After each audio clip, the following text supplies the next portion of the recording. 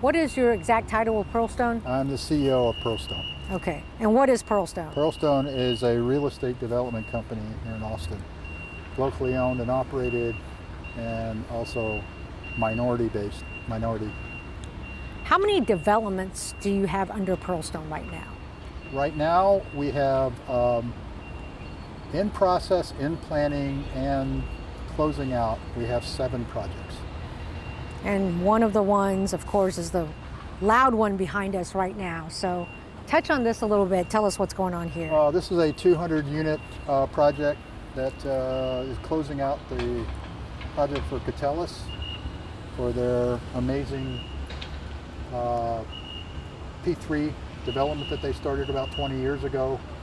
This isn't going to be the very last thing in this, but this is kind of closing out, especially their downtown area, and it'll be a 200-unit condominium project in front of what's about 1.2 million square feet of office space that's coming up, and we're very excited about that. When is this expected to be completed? We should be expected to be completed in about 2 years.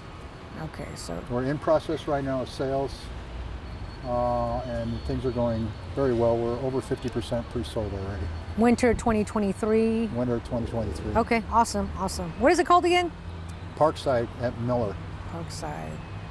And the reason why we named it Parkside is because it is the front door to what their Aldrich district is going to be here in the center of the development. And then there's the park that's right across from it. That makes perfect sense. So as an active developer / business person in the Austin area, how important is law enforcement to your business as a citizen as well?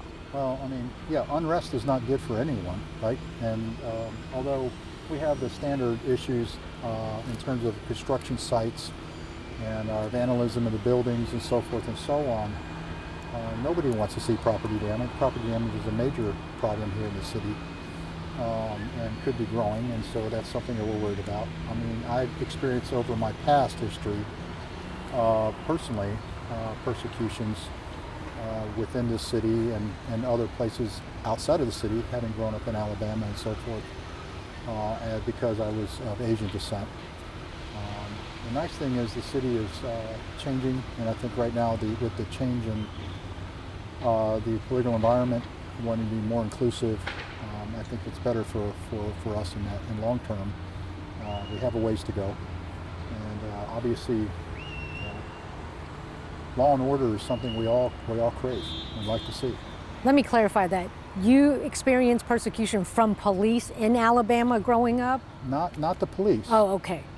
Protection by the police. Gotcha. For persecution that was occurring from, I won't say which sources, but obviously.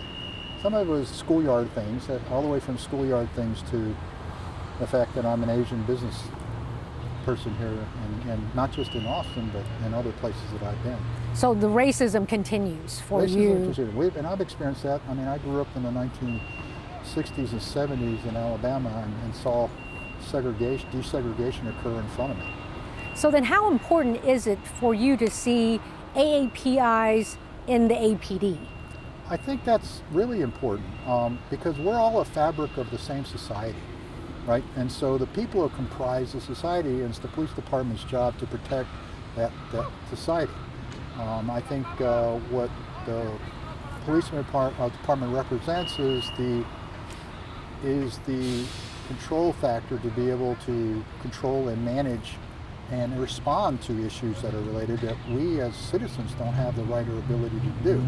We might have our individual rights to do that, but we're not trained and we're not capable of handling those kind of events, and that's why the police department exists, is to protect the citizens of this city. They are now ramping up efforts to recruit AAPI members. They're at a dismal 2 to 3% within the department, when, as you know, AAPI members are at 8 to 9% in the city, according to the latest census members. What is your reaction to that? Well, I tend to give everyone a benefit of the doubt, and so I think that, you know, with the recent hires that the police has had, or promotions, with the new assistant city chief and a new director for the commander for the police department, I think those are steps in the right direction.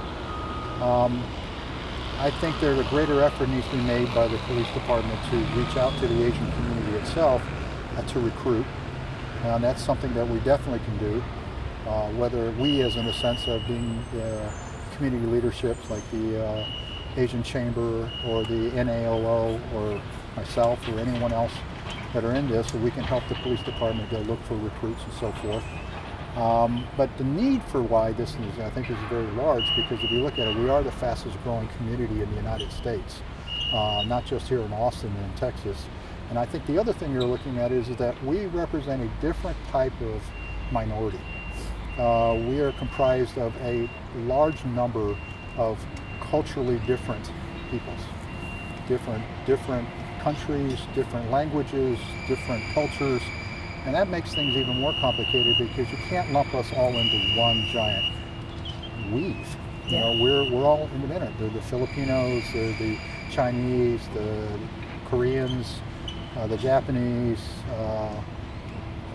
Vietnamese. It just goes on. And so we all have our own culture, we have our own language, and that means that to be able to respond to the police, they are going to have to be able to handle a larger range of issues. What do you make of the timing of this ramping up effort? I think it's timely. I think it's good, right? I mean, I think that a little more effort should have been made earlier. More than likely, yes. But I think the fact that they're now doing this, I think, is very important. And I think I'm less concerned about what has happened in the past, and should focus more on what the future is going to bring. And I think the issue that we're looking at in the future is that we are a faster growing community than any other community out there. So these numbers that we're talking about are going to grow exponentially. And so if we don't react now, because you don't just bring people up that fast, it takes time to train and everything else. So we need the time. This is the time now to make the effort for what the future needs are going to be, which are going to be greater. What do you think the challenges are for the police department? Because I think a cultural aspect of this is a big one. You don't see a lot of Asians go into the police department because they all want their kids to grow up to be doctors and lawyers. I think we all grew up, I mean, being an Asian, I was not what I was supposed to be as a child. Lawyer, doctor, right. Policeman is certainly not one on the list, right? But this is where I think the police department can reach out to the community leadership to get help, right? And to put the word out, because there are just more and more Asians, and traditionally at home, it's not one of the career paths that would be high on the list of most Asian families to speak of. But that could change, and that can only change if an effort's been made. I think that needs to be done on both sides of the fence.